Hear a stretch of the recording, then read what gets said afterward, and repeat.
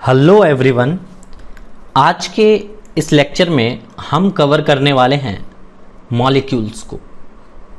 ठीक है, और भी डिफरेंट चीज़ को कवर करेंगे, जैसा देखेंगे टाइम अपना जिस तरीके से बच पाएगा।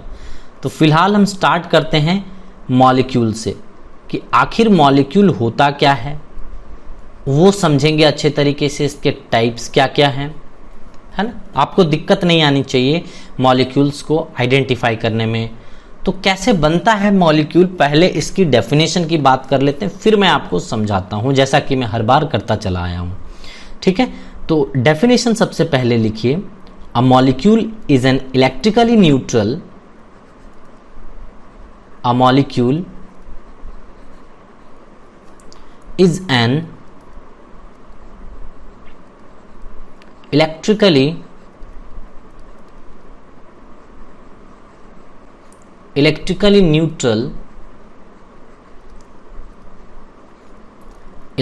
neutral group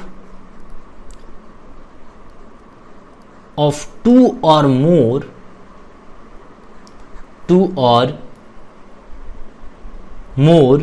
क्या बेटा बोलो, atoms chemically bonded. Okay, together by means of attractive force. By means of attractive force, मैं ज़्यादा टेंशन वाला बात नहीं दूंगा, आपको एकदम इजी वे में समझाने की कोशिश करता हूं। देखिए, मॉलिक्यूल्स सिंपल कहें तो एटम्स के मिलने से बनते हैं। जब ढेर सारे एटम या दो से अधिक एटम, है ना, यहां पर लिखा है मैंने 2 और मोर एटम्स, अगर केमिकली कंबाइन करें 2 और more atoms combine chemically, then it will be known as molecule. और ऑब्वियस सी बात है, जब दो लोग अगर कंबाइन करते हैं, 2 या 2 से अधिक एटम एक दूसरे से अगर कंबाइन करेंगे, तो ऑब्वियस सी बात है जब कंबाइन करेंगे तो उन दोनों के बीच में अट्रैक्शन फोर्स होगा। तो इसीलिए यहां पे लिखा गया है bonded together by means of attractive forces, है ना। जब भी कोई दो पास आते हैं तो अट्रैक्शन फोर्स बढ़ता है उसका, है ना, इसीलिए पास आ रहे हैं, वो अट्रैक्शन हो रहा है उनके बीच में। चलिए इनके टाइप्स की बात कर लेते हैं। ठीक है, कि मॉलिक्यूल कैसे होते हैं, किन किन तरह के मॉलिक्यूल्स होते हैं। ठीक है, तो यहां पे सबसे पहले बात करते हैं कि मॉलिक्यूल्स टाइप्स की बात कर लेते हैं। मैं यहां पे लिख देता हूं टाइप्स। तो 2 तरीके से मैं बात करूंगा। एक तो बात करूंगा molecules with same element, molecules with same element, है ना। एंड दूसरा जो बात करूंगा, मॉलिक्यूल्स विथ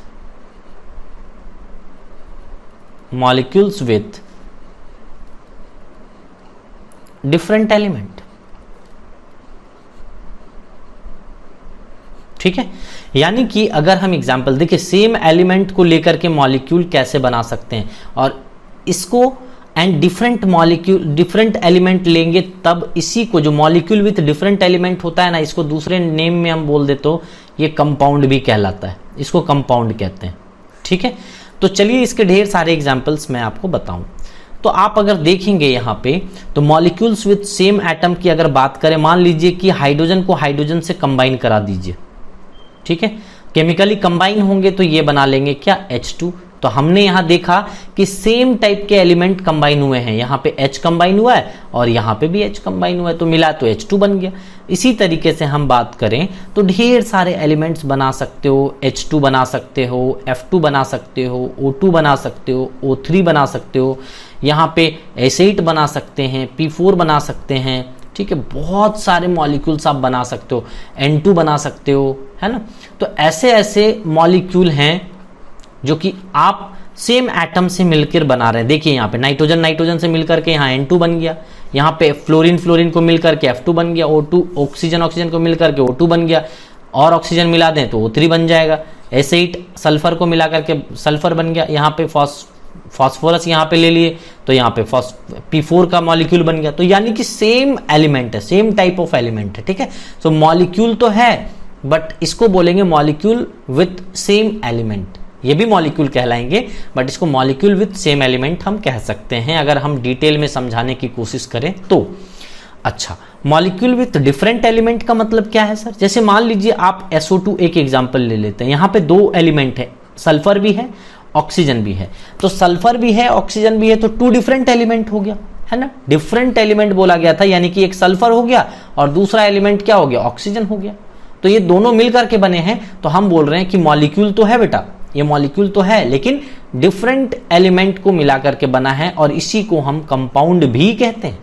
जो मेनली जो फेमस होता है वो कंपाउंड चिल्ला करके हम लोग बोलते हैं, जैसे H2O मॉलिक्यूल भी कहते हैं, कंपाउंड भी कहते हैं। तो यहाँ पे आप मॉलिक्यूल विद डिफरेंट एलिमेंट कहना चाहते हैं या फिर आप इसे कंपाउंड कह दीजिए, है ना। H2SO4 ले लीजिए, कुछ भी ढेर सारे एग्जाम्पल्स आप ले सकते हैं, कोई प्रॉब्लम नहीं है।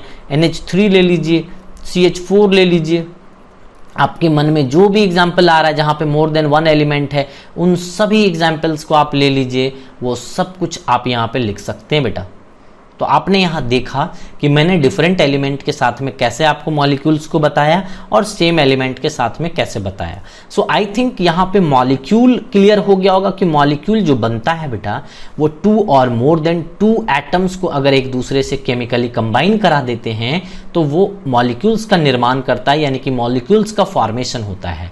मॉलिक्यूल्स को दो तरीके से डिवाइड करते हैं, molecules with the same element, जहाँ पे सेम एलिमेंट मिल करके एक मॉलिक्यूल बनाते हैं। इसी तरीके से ढेर सारे एग्जांपल्स यहाँ पे हमने लिख रखे हैं। उसी तरीके से आप देखेंगे कि मॉलिक्यूल्स विद डिफरेंट एलिमेंट, यानी कि दो अलग अलग एलिमेंट, टू और मोर एलिमेंट एक साथ कंबाइन करके यहाँ पे मॉलिक्यूल्स बनाते हैं, जिसे हम कंपाउंड भी कहते हैं, ठीक है। तो इस तरीके से आपको समझ में आ जाना चाहिए, these are the very basic things. तो केमिस्ट्री में ये सब आना बहुत जरूरी है आपको। चलिए अब हम एटॉमिसिटी की बात कर लेते हैं थोड़ा, कि एटॉमिसिटी क्या होती है। This is very very important point. तो यहाँ पे एटॉमिसिटी की थोड़ी सी बात कर लेते हैं तो ज़्यादा बेहतर होगा। एटॉमिसिटी, ठीक है। तो पहले डेफिनेशन सुन लीजिए, है ना। नंबर ऑफ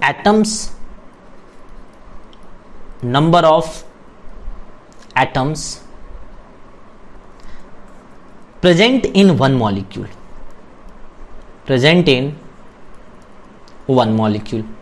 और मॉलिक्यूल तो मैंने समझा दिया भैया आपको अभी, तो आई थिंक आपको दिक्कत नहीं आनी चाहिए, है ना। तो सिंपली यही कहना है कि number of atoms present in one molecule, है ना, ऑफ एन एलिमेंट, ठीक है, इज कॉल्ड एज एटॉमिसिटी। समझ में आया बेटा। अब देखिए ढेर सारे एग्जाम्पल मैं ले लूंगा अभी, जैसे जितना एग्जाम्पल मैंने लिया, मान लीजिए कि मैं एक साइड लिख देता हूं एलिमेंट और दूसरे साइड में उसकी एटॉमिसिटी लिख देता हूं।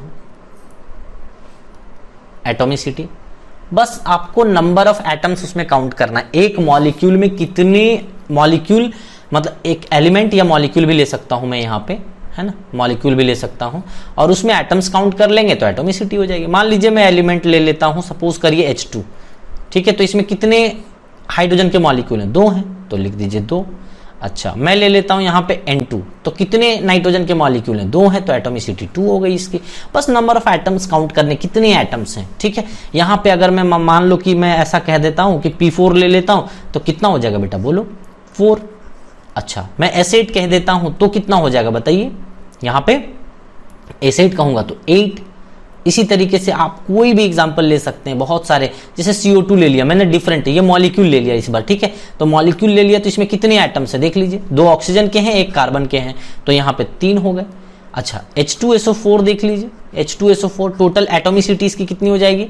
तो यहाँ पे देखेंगे 2 हाइड्रोजन के हो गए, 1 यहाँ पे सल्फर, तो हो गया 3, और यहाँ पे 4 ऑक्सीजन, तो कितने हो गए बेटा?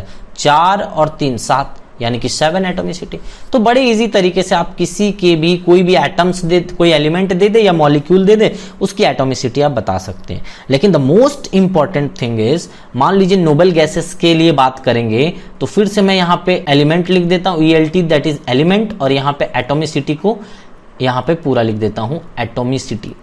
ठीक है, तो यहाँ पे आप नोबल गैसेस ले लीजिए like helium, neon, argon, krypton, xenon, radon, ये सब जो भी आप लेंगे ना, इन सभी की एटॉमिसिटी क्या हो जाएगी बेटा, बोलो 1। क्यों एटॉमिसिटी सबकी 1 हो गई, बता सकते हैं? ये सभी कोई मोनो एटॉमिक है, mono atomic. Why this is mono atomic?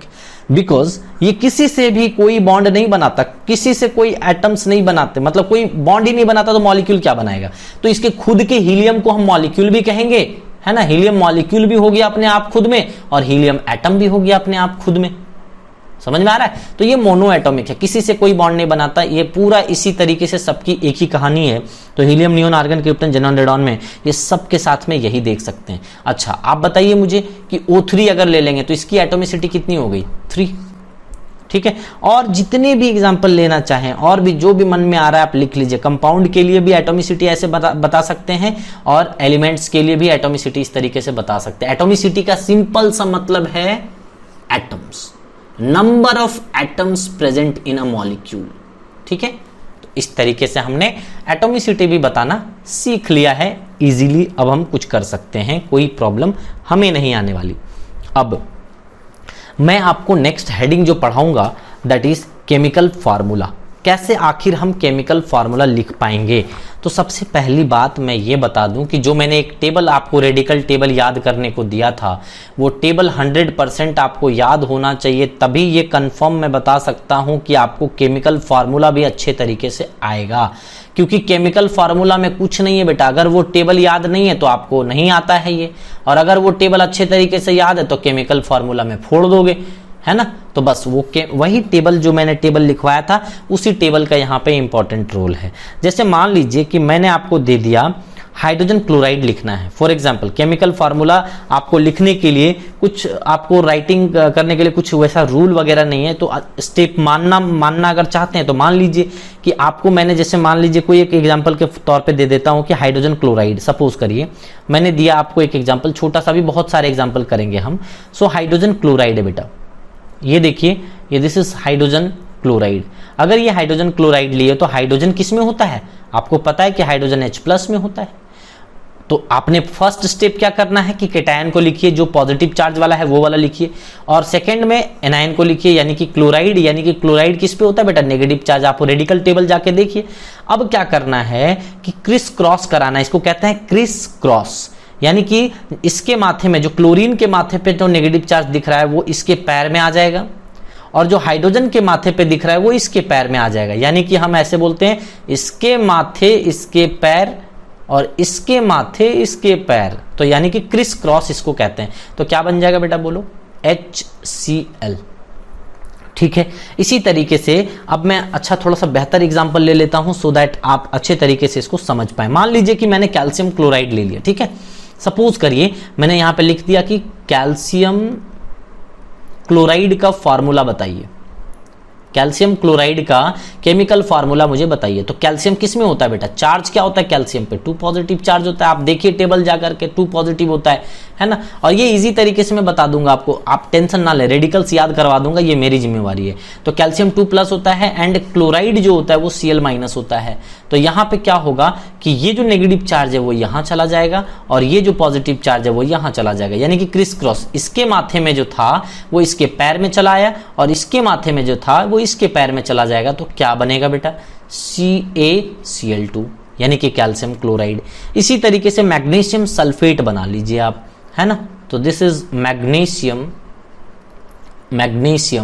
Sulphate, magnesium sulphate. तो यहां पे मैग्नीशियम कौन से चार्ज में है? मैग्नीशियम अपने 2 पॉजिटिव चार्ज में है। उसी तरीके से अगर हम बात करें सल्फेट की, तो सल्फेट होता है SO4 2-, तो ये 2- यहां पे 2 आ जाएगा, और सल्फेट में 2 यहां चलाएगा। तो 2 और 2 आप चाहें तो जो नंबर है ना यहाँ पे कट भी कर सकते हैं, अगर डिवाइड हो रहा है तो डिवाइड कर दीजिए, 2 से 2 तो कट जाता है, तो सिंपली जब क्रिस क्रॉस कराओगे तो आपको सिंपली बन जाएगा क्या, MgSO4। अगर कट सकता है तो काट दो, कोई दिक्कत नहीं है ना। अब इसी तरीके से मैग्नीशियम के साथ में सल्फेट आपने बनाया, एल्यूमिनियम के साथ में आपने सल्फेट बना के देख लो। एल्यूमिनियम सल्फेट अगर आप बनाओगे, एल्यूमिनियम सल्फेट, एल्यूमिनियम सल्फेट कोई भी दे सकता है, पोटेशियम डाइक्रोमेट दे सकता है, अमोनियम फॉस्फेट दे सकता है, कुछ भी दे सकता है। तो रेडिकल अगर याद है तो बस करना कुछ नहीं है, रेडिकल यानी कि एल्यूमिनियम का 3+ रेडिकल होता है, सल्फेट का SO4 2- होता है, बस क्रिस क्रॉस तो करना है, ये वाला इसके माथे उसके पैर, इसके माथे इसके पैर। तो क्या करेंगे, Al2SO4 होल थ्राइस, देखो होल थ्राइस, देखो ये 3 पूरे में जाएगा ना, पूरे में जाएगा तो होल थ्राइस, तो देख लो ऐसा बन गया। तो बहुत ईजी है, अमोनियम फॉस्फेट बनाते हैं, बस आपको जरूरत है क्या, आपको याद होना चाहिए बेटा क्या, radicals. So ammonium phosphate, ammonium phosphate, तो ये क्या करेंगे, अमोनियम फॉस्फेट को यहां पे लिखेंगे आप NH4+, एंड यहां पे फॉस्फेट है तो PO4 3-, ये 3 यहां चला गया और ये प्लस यहां चला आया, तो क्या बोलेंगे, NH4 है ना, NH4 होल थ्राइस, ठीक है, NH4 होल थ्राइस PO4, ठीक है। और देख लीजिए पोटेशियम डाइक्रोमेट बनाइए आप, तो पोटेशियम डाइक्रोमेट, पोटेशियम डाइक्रोमेट, तो पोटेशियम का क्या चार्ज होता है बेटा, K+, और डाइक्रोमेट का क्या होता है, K2Cr2O7, हम सिंपली कह देंगे, तो Cr2O7 2- यहाँ पे हो जाएगा। डाइक्रोमेट का यहाँ पे रेडिकल ये होता है और पोटेशियम का ये होता है, बस क्रिस क्रॉस कराना, ये 2 वाला यहाँ चला जाएगा, ये यहाँ चला जाएगा, सिर्फ मैग्नीट्यूड जाएगा, कोई चार्ज ट्रांसफर नहीं होता, +- कहीं नहीं जाता, वो सिर्फ मैग्नीट्यूड ट्रांसफर होगा। तो क्या बनेगा बेटा, बोलो K2Cr2O7। तो आई थिंक केमिकल फार्मूला बना पाना बहुत आसान है बेटा। जानते हो मैक्सिमम बच्चे जो केमिस्ट्री में भागते हैं ना, इसी कंपाउंड के डर से भागते हैं, और उनको ये पता ही नहीं होता है कि अगर एक रेडिकल टेबल अगर याद कर लिया जाए तो न जाने हम मोर देन 200-300 कंपाउंड्स, और मतलब जितने हैं 90%, आप 80 to 90% कंपाउंड्स के नाम ना आप इसी से दे दोगे। केमिस्ट्री में जितने कंपाउंड्स आएंगे आप इसी से डिसाइड कर लोगे बेटा। तो ये वाला रेडिकल टेबल एक बोला ना ऑक्सीजन की तरह है, अगर आप केमिस्ट्री के ऑक्सीजन की बात करें तो ये रेडिकल टेबल है। तो आपको ये बेसिक चीज जनरल केमिस्ट्री तो पूरा ही कमांड होना चाहिए अच्छे तरीके से, ये अपने आप में बहुत ही ज्यादा मायने रखता है, ठीक है। तो इस लेक्चर में हम यहीं पे इसको सम अप करना चाहेंगे, क्योंकि ये केमिकल फार्मूला हमने पूरी तरीके से आपको बता दिया है, ठीक है। अब इससे हमको क्या क्या करना है, अब मैंने आपको कंपाउंड, मॉलिक्यूल ये सब कुछ बता दिया है, तो अब हम एटॉमिक मास और मॉलिक्यूलर मास भी निकालना सीख सकते हैं, कोई दिक्कत वाली बात नहीं है। तो उसके बाद ये चैप्टर कंप्लीट हो जाएगा, ठीक है। तो ये जनरल केमिस्ट्री में ऑलमोस्ट मैंने सारा चीज कवर कर दिया है। एक और